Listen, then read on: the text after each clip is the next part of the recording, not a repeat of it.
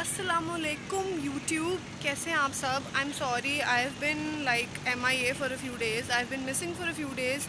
I apologise for that, but आज मैं वापस आई हूँ एक बहुत इंपॉर्टेंट टॉपिक के साथ, जिसका नाम है ब्रेस्ट कैंसर। और सिंस आप सब जानते हैं कि अक्टूबर का महीना शुरू हो गया, and October is famous for breast cancer awareness month. It's also called Pinktober, pink October, क्योंकि ये ब्रेस्ट कैंसर की अवेयरनेस का महीना है, तो इट्स ओनली राइट कि हम लोग इस बारे में डिस्कस करें।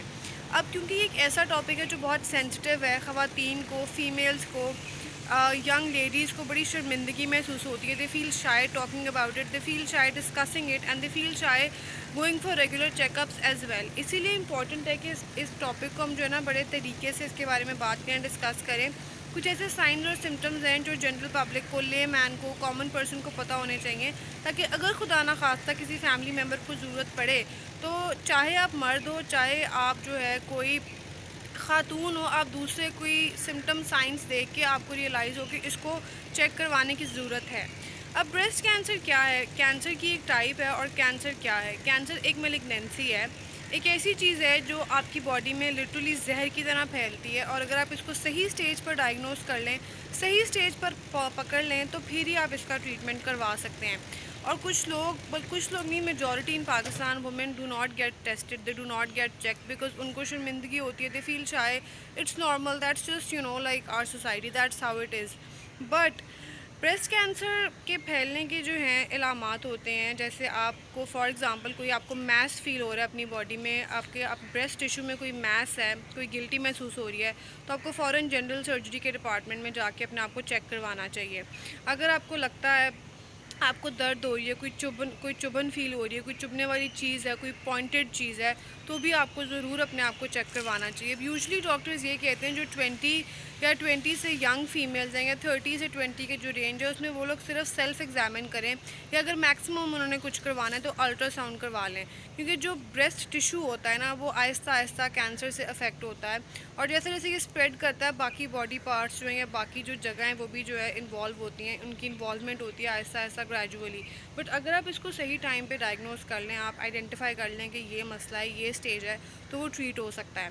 अब 30 अबव जो ख़वातीन हैं, या जो 40 अबव है, उनको हम लोग सजेस्ट करते हैं मैमोग्राफी करवाना। उसको बहुत, अगर मैं सिंपलर टर्म्स में कहूँ, तो that's basically a photo copy of your breast tissue.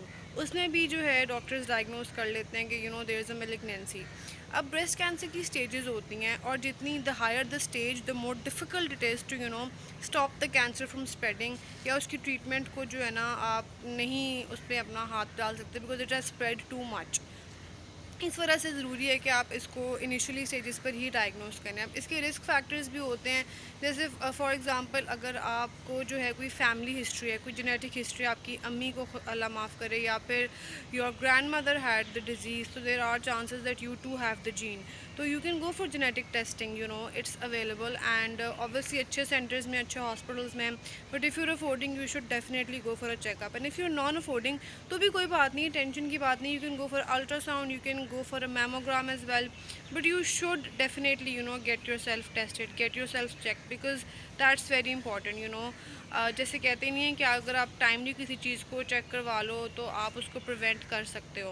तो कैंसर एक लाइक अल्लाह की तरफ से दी हुई बीमारी है, पर हम इसको कंट्रोल कर सकते हैं, इसको ट्रीट नहीं कर सकते still, but you can control it. For controlling it you need to be well aware of it. इसके और भी काफ़ी रिस्क फैक्टर्स होते हैं, जैसे स्मोकिंग, अल्कोहल भी इस पर ऐड करता है, ओबेसिटी जिसे हम मोटापा कहते हैं वो भी इसमें ऐड करता है, और अगर आप कोई हार्मोनल थेरेपी ले रहे हैं तो वो भी इसमें ऐड करता है। अब साइंटिफिक रिसर्च ये भी कहती है कि अर्ली मेनोपॉज भी है, ये भी एक फैक्टर है जो इसमें जो है ना ऐड करता है। तो ये काफ़ी सारे फैक्टर्स हैं जिनका आपको पता होना चाहिए। तो आपको पता होएगा तो आप इसको जो है ना अपनी नज़र में रखेंगे, अपने जहन में रखेंगे, और आप अपने आप को चेक करवाएंगे। अब कैंसर का ट्रीटमेंट क्या है? अगर आपने इसको सही टाइम पे पकड़ लिया तो हम सर्जिकल रिमूवल भी कर सकते हैं, और मैं आपको यही सजेस्ट करूँगी कि if you one of those people जिसको किसी सर्जन ने सर्जिकल रिमूवल जो है वो सजेस्ट किया, तो go for it. Do not hesitate, because आपकी लाइफ सबसे ज़्यादा इंपॉर्टेंट है।